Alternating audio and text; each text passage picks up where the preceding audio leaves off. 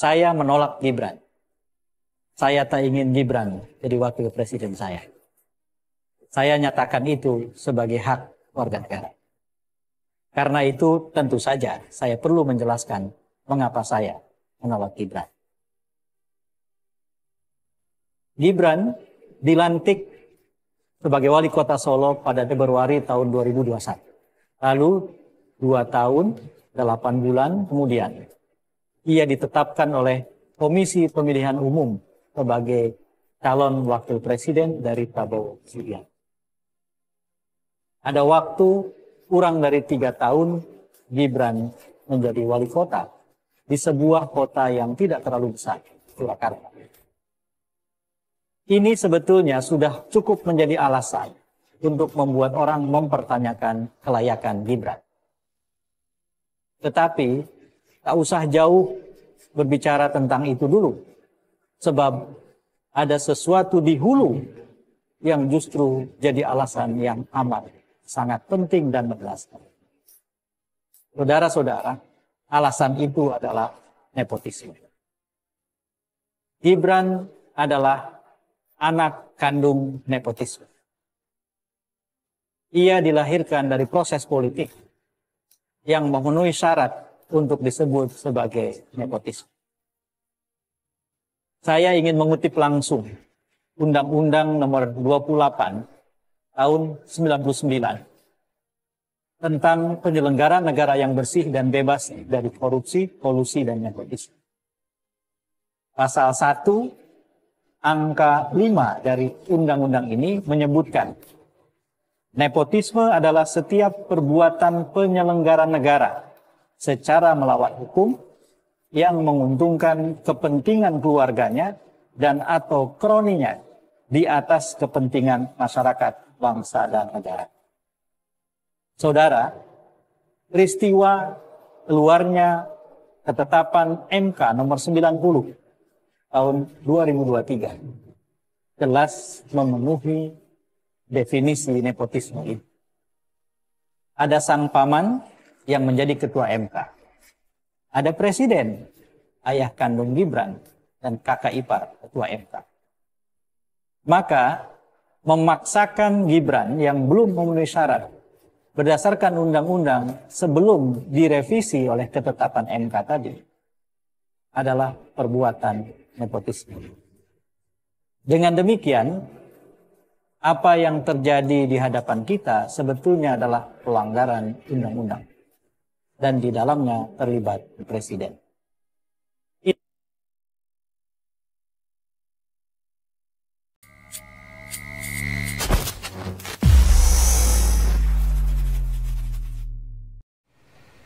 Bismillahirrahmanirrahim. Assalamualaikum warahmatullahi wabarakatuh. Waalaikumsalam warahmatullahi wabarakatuh. Ini kan mau berganti nih rezim nih Prabowo. Apakah ini akan membaik dalam pandangan Pak Rizal atau sama saja atau malah tambah lebih parah? Akan lebih parah, Pak. Gitu ya. Satu ya jelas pengaruh Jokowi kan masih ada, apalagi dia menanamkan anaknya jadi wapres. Itu kan semacam tanaman, Pak, gitu yang menjadi saham, sambungan-sambungan kemana-mana. Walaupun Jokowinya sudah nggak ada, misalnya, atau tidak menjabat lagi sebagai presiden. Kemudian yang kedua, kan kemarin Prabowo dibawa ke Cina, meskipun dipanggil seperti yang dipanggil lah minimal ke Beijing. Prabowo-nya dibawa atau dipanggil atau disuruh menghadap ke Xi Jinping, dan itu menyangkut konsep yang paling mendasar, two countries, twin parks. Itu, Pak. Jadi itu ketika itu jalan, ya sudah, semua yang sedang dijalankan ini Cinaisasinya Jokowi diteruskan. Itu makanya nanti kalau lebih bahaya lagi, Pak, kalau orang sudah janji, sudah punya komitmen, gitu kan, dia mau belok-belok, ada sanksi, gitu. Xi Jinping itu kaisar. Kita beberapa negara kan sudah banyak, hancur oleh jebakan hutang Cina itu. Debt trap, betul. Debt trap. Itu. Saya barusan sedang mencoba membayangkan juga Pak Rizal bagaimana situasi dari tahun 2014 sampai jelang Prabowo gabung ke pemerintahan Jokowi. Itu kan sebetulnya situasi yang sangat bergejolak pada diri Prabowo gitu. Kan kita sebagian dari kita juga sempat mendukung beliau gitu. Iya. Nah, apakah tidak mungkin gitu ada di pikiran Prabowo ini, oh sorry saya jenderal, nggak mungkin saya jadi bonekanya Jokowi, saya akan membalikan keadaan misalkan. Iya. Mungkinkah itu akan terjadi ketika misalkan ya diskusi di beberapa kalangan kita juga rasanya mulai tersusupi gitu wacana-wacana begitu. Betul, Pak. Wah, hati-hati Prabowo nih sebenarnya baik loh, kan buktinya didukung oleh PKS misalkan dan seterusnya. Bagaimana Pak Rizal melihat pandangan itu, Pak? Kalau menurut saya itu yang harus diwaspadai, gitu. Pandangan begitu bisa, kalau bahasa itu miopsis. Miopsis itu sakit mata yang salah, gitu. Pandangan jadi salah kita, jadi dua, gitu kan. Padahal jadi kita kena penyakit pandangan.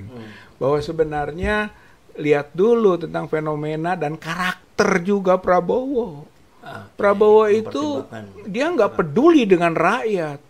Dia nggak peduli dengan pendukung, bahkan sampai di tanda kutip dia berkhianat pada pendukungnya, gitu kan, dengan menjadi menterinya Jokowi. Kan itu karakter. Kemudian lihat juga dia muji-muji habis-habisan, begitu Pak. Sampai kemarin di halal-bihalalnya NU dipuji, masih dipuji. Memang karakternya begitu, dia memuji-muji, ngangkat-ngangkat. Tapi kalau dia berkuasa, itu bukan kepentingan yang bernuansa demokratik, tapi malah dia akan otoriter, Pak.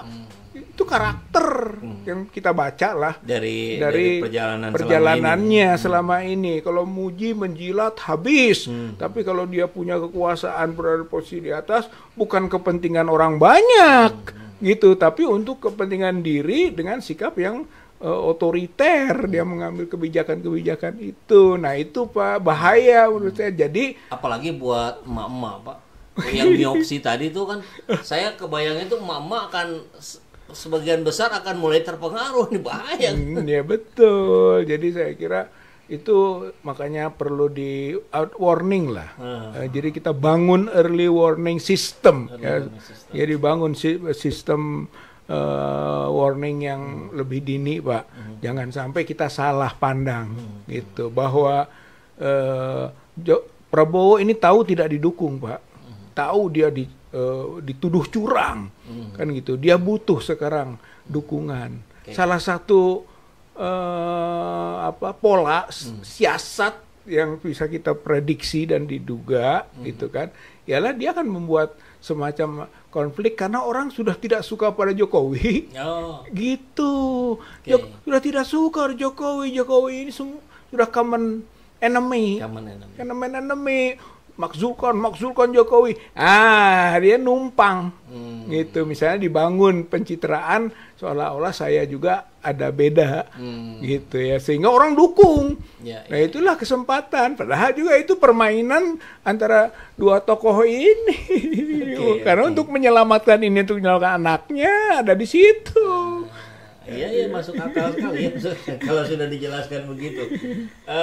Tapi yang menarik begini Pak Rizal, kan kita juga melihat upaya dari Prabowo untuk merangkul sebanyak mungkin partai yang sudah berhasil bergabung, kan minimal secara statement di publik Nasdem, PKB, P3.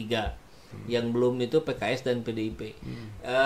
Itu tampaknya polanya memang yang dirangkul tentu elit-elitnya. Tapi yang terjadi hari ini kita melihat apa yang terjadi di akar rumput itu berbeda gitu. Di akar rumput tuh masih tolak putusan MK, masih tolak ini, tolak ini. Kan kalau saya melihat secara dari sudut pandang kepemimpinan lah, anggaplah, ketika yang di bawahnya tidak manut ke pemimpin, kan yang salah pemimpin. Artinya pemimpin tidak bisa menjelaskan dengan akal sehatnya kenapa dia gabung ke pemerintahan. Nah, akan selama apa, sepanjang apa ini perbedaan yang terjadi di akar rumput dengan di elit? Di elit hari ini seperti yang sudah guyub nih, sudah pelukan, sudah senyum-senyum ngopi bareng, tapi yang di bawah gejolaknya masih panas gitu.